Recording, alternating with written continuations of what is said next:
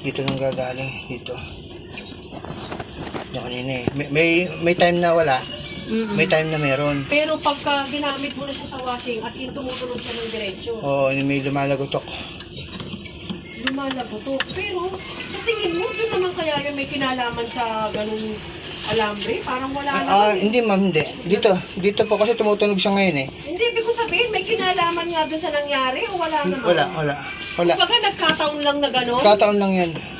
Tsaka hindi naman sumingit yung Pero alambre. bakit gano'n? Ikaw bago-bago lang yan. Ano po yan? Meron talagang ganyan na minsan Ano siya, defect talaga. Diba? Kaya nga po may warranty rin sila. Oo nga eh. Ayan. Kasi dito, kayo na, narinig natin kayo na, pinapaikot ko to eh.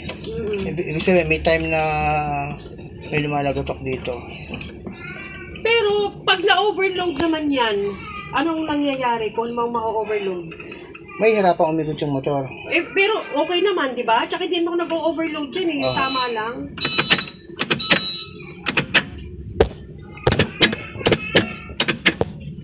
Ito po kasi yung possible na lumalagotok eh. Parang kumakabuse dyan. Kung sakali man. Ayan dyan Kasi yan yung gear na pumipigil dyan. Ayan nga yung lumalagotok. Ba't kaya siya lumalagotok? May case sigurong sumasama siya o baka something dun sa ano niya. Ayan yung lumalagotok oh. Kaya na tumunog eh. Diyos ko, parang hindi tatagal ng 5 taon to.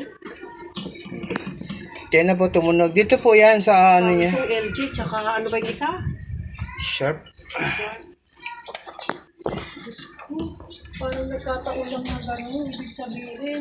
Pero marami po ako nagagawang ganito na matibay naman ilang taon. Kung minsan lang talagang ganyan, kaya nga sila merong warranty. Kaya nga eh. Kaso nga napakalayo naman, inisip ko din. Tsaka since meron na sabi ko ako sa anak kong kilala, diba? Na ikaw nga na... Kapag po tinawag nyo naman to, meron namang mga malalapit na service center nila dito, napupunta rito. Hindi nyo ito kailangan ibalik sa ano. Kaso baka sabihin sa akin, ba't pinabuksan ko pa? Hindi naman po, kasi wala namang ginalaw. Basta wala namang ginalaw, wala namang binago. So ano po yan, kasi may possibility dito kasi nang gagaling ang lagotok minsan sa mismong gear na to. Diyan. Diyan, kapag sumasama sa pag-ikot itong ano. Ayan, hindi mo naman maaayos yan kung ikaw na lang paayusin dyan. Siyempre po, gagastos kayo dyan. Ano yun ang gagastusin dyan?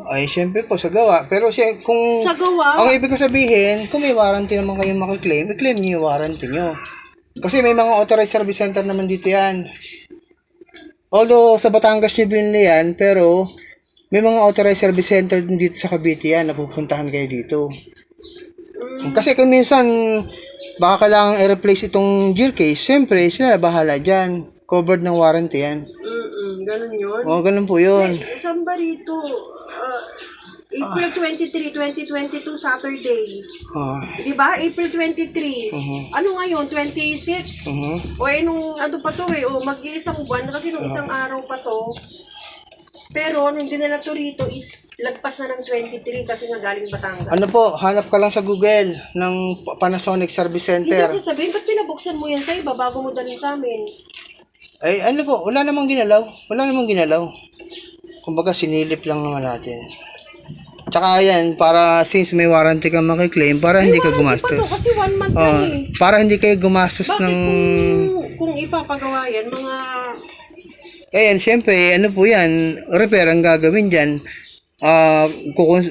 Magbabaklas ako rito para itry kong i-repair kung ano man yung tumutunog na yon. Oo.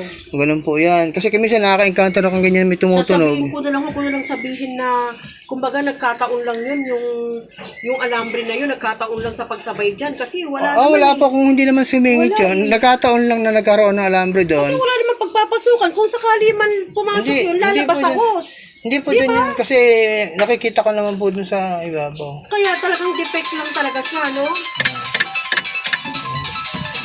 Kanina tumunog kanina eh. So gano'n kapag may labada siguro talaga. Yan.